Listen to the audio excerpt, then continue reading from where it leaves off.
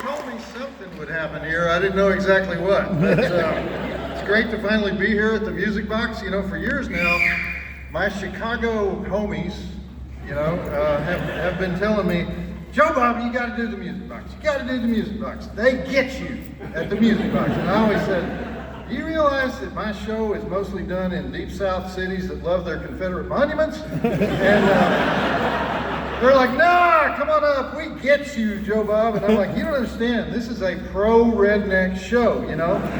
Chicago went like 108% for Hillary Clinton. You know, they believe in things like universal health care for illegal aliens. And I don't even mean, I don't even mean Mexicans. They would vote for social services for outer space aliens who want to live in Chicago. So I always said, no, that's too risky. And because this show is designed for people who live in places like Texas that love their guns. And, oh yeah, you're right, Chicago, okay. And besides, I'll do anything for an extra $100. So here I am, and here you are, finally. I went down to the studio on Halstead Street today to meet with Svengoolie.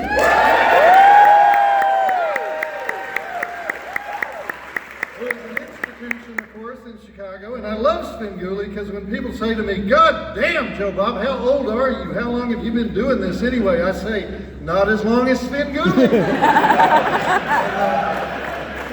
Now, of course, you need to remember that I may be lying to you tonight because this is a redneck show and rednecks do tell lies. And one more thing before we get started. How many of you do subscribe to Shudder? You have seen The Last Drive-In. By the way, we grossed people out twice this season in a major way. We showed Brian Usna's Society. Yeah! Some people were not ready for that. Then we showed Street Trash with that famous 4-minute dismembered penis football game. So that was also not a popular choice. How many people have seen all 3 Last Drive-In marathons on show? Okay, the rest of you have to leave. And by the way, helping me out tonight at the signing table is Darcy the mail girl. She flew in here on her way back to LA. She was at the Texarkana red carpet premiere of the remastered Legend of Boggy Creek. I don't know how many people went to that. And you were still wearing that damn prom dress, weren't you? I think some of you may know we showed Hello Mary Lou Prom Night 2 for the finale of our season, and Darcy was crowned the 2019 Last Drive-In Prom Queen. And one interesting thing about the social media during the Last Drive-In shows is that for the last several weeks of the show, we ended up trending #1 in America on Twitter with hashtags like hashtag mangled dick, hashtag shunting. On that last night we had hashtag Tiny Tim because we did a tribute to Tiny Tim. But when we did that prom thing, we were trending for the first time on the worldwide list. We were #5 in the world. That's how much people wanted to see Darcy crowned the prom queen. To see Darcy crowned prom queen. So let me just make one comment here at the beginning about safe spaces and trigger warnings. Now, I have to do this because I am in the North. Now, when I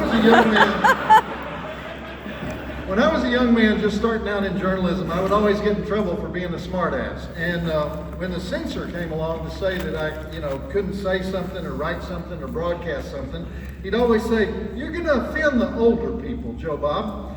Now today, when I'm one of the older people, the censor comes along and say I can't say something or write something or broadcast something, and he always says, "You're going to offend the younger people, Joe Bob, the millennials, the post-millennials, all of them." So what the fuck? I mean, when is it my turn to be offended? I do get offended all the time by this, that, or the other thing, usually something in stand-up comedy, which is the last place you can preach without censorship and say any vile thing that you want. They go places I would never go. And keep that up, guys. Keep that up. That's a good thing. So for those of you who need a safe space, Here it is. It's a sensory deprivation chamber. It's located in the basement of a hostel in downtown Cleveland. It's not here, okay? And then a word about trigger warnings, all right? Now, when I go to England, they always introduce me as a satirist. The satirist, Bob Briggs. Bob Briggs, the satirist. And I'm not that fond of the word satirist because, number one, it makes people's eyes glaze over.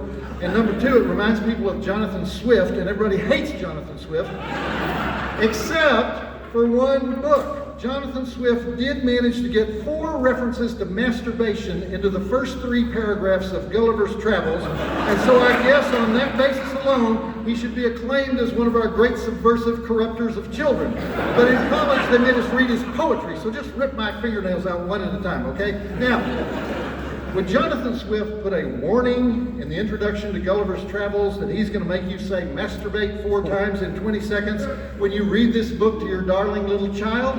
Of course not! Satirists do not give warnings, so here's your trigger warning.